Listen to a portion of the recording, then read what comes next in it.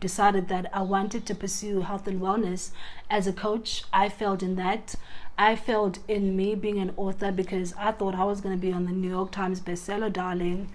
I didn't end up on any local bestseller. I still am not.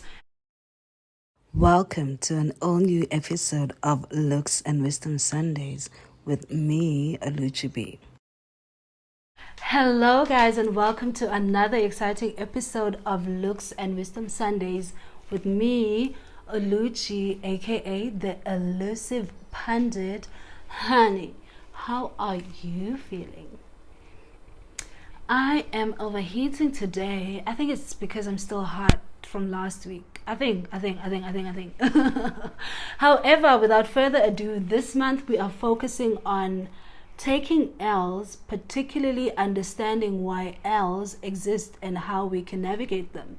L's is again taking a loss, losing. This week we are focusing on failure, which is losing. What is failure? The dictionary definition of failure is lack of success in accomplishing an aim or a purpose. My first taste with losing was when I was in matric. I had aimed to get a distinction in my matric year, and I ended up getting a B plus to be specific. But that was my first taste of losing. Context, I already considered myself very academically strong, and I went to a science school and did the motions, you know, these things. Okay, but I lost. My friend at the time actually got the distinction, and I was looking at myself like, oh my God. But that was the first taste of failure that I remember. I'm sure I had lost previously in my life, but then this was the first time in sort of like adult world that I lost and knew I had lost. The second time was when I was at UJ doing my first course. I felt the prerequisite. Okay, we're not an academic. I failed my prerequisite module for my course in first year. And I remember those feelings. It was a June, I was at home, and a letter came. Obviously, you know, black parents opened the letter, and I had passed everything, and I had failed my major, which was a prerequisite, and my parents couldn't understand why I was going up in walls about the fact that I had failed one subject. And I knew, but then it was something that I needed to go through. I had gone through other failures in my life. In my career, I thought I was going to be an advertising executive. Ended up in education, which was what I wanted to be when I was a child. And then in my corporate career, I felt like it was slow. I was failing dismally. I had to do an internship twice. I did an internship and I got permanent. I wasn't happy with what was going on over there. I had to go do an internship again. That meant that some of the trajectory in my career that I was expecting to happen didn't happen at the time that I thought were going to happen. And I mean, I can go on. When I had decided that I wanted to pursue health and wellness as a coach, I failed in that. I failed in me being an author because I thought I was going to be on the New York Times bestseller, darling. I didn't end up on any local bestseller.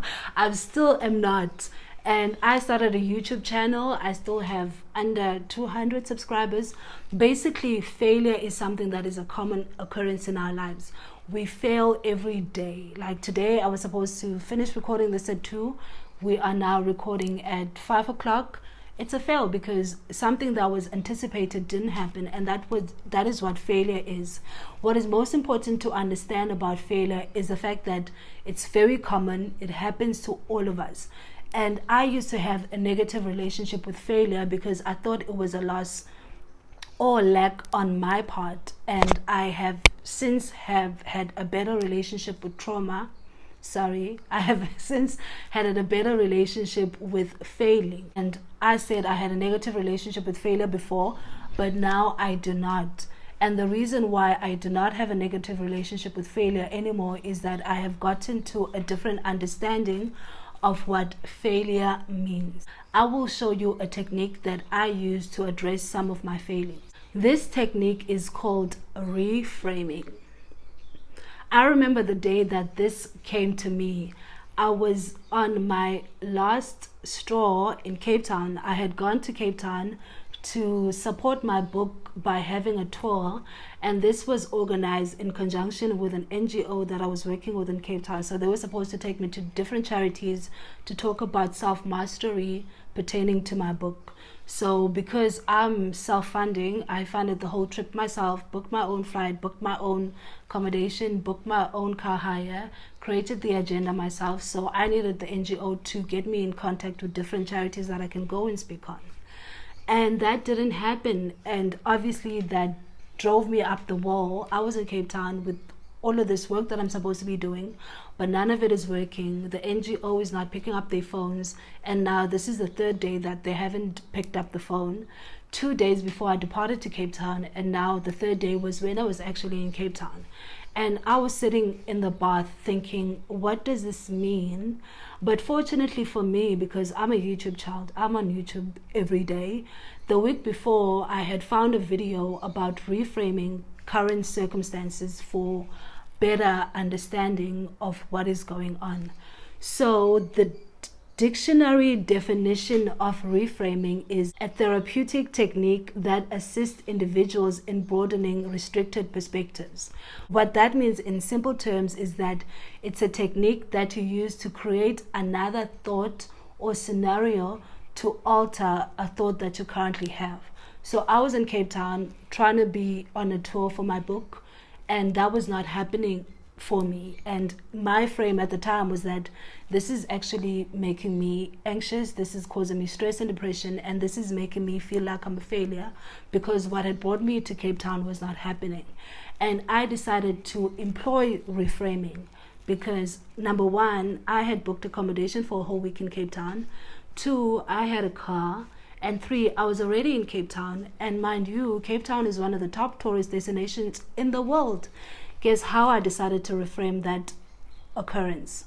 By creating a holiday and deciding that because I'm no longer doing the tour and the NGO are not picking up their phones, I am going to be on a holiday. I mean, the beach is like down the road. I can go hike up Table Mountain.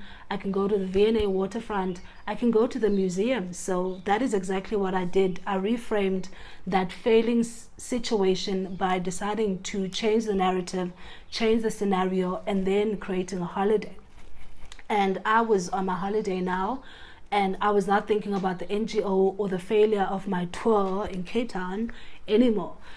And I was enjoying myself. I remember I was at the District 6 Museum, and then out of the blue, the NGO called me. This was like now on Thursday, and I was supposed to depart on the Friday. And they were like, oh, sorry, Bongi, we apologize, blah, blah, blah. But we have a couple of talks that you can do. And I was like, I'm more than happy to do that. And I didn't focus on the negativity that was before or try to blame them, because obviously I don't understand what was happening on their side, and they are not telling me what was happening on their side. And I love opportunities where I'm able to talk about my work. I was already in Cape Town on a holiday now, but more than happy to go back and do what was the first instance for me to be in Cape Town anyway. So I went and did my talks in the NGO. I did a self-love training course in Guguletu, and we had discussions with the NGO about how we can partner in the future.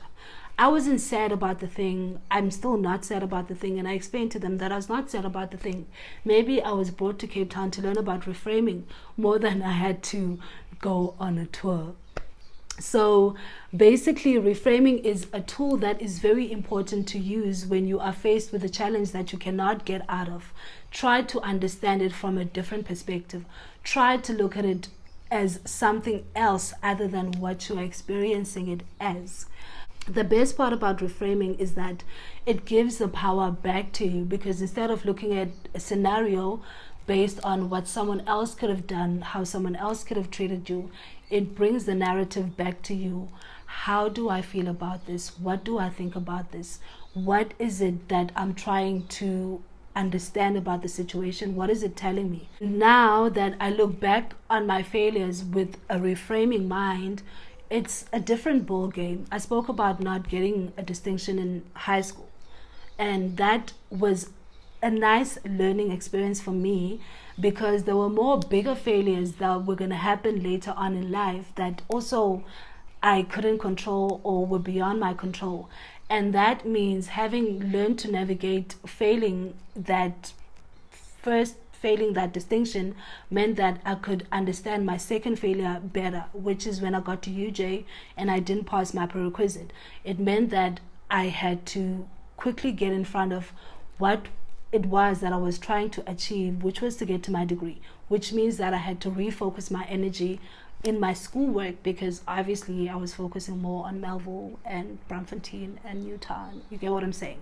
And then because now I was understanding failure as a message, the first thing that failure tells us is that, number one, it is not the time.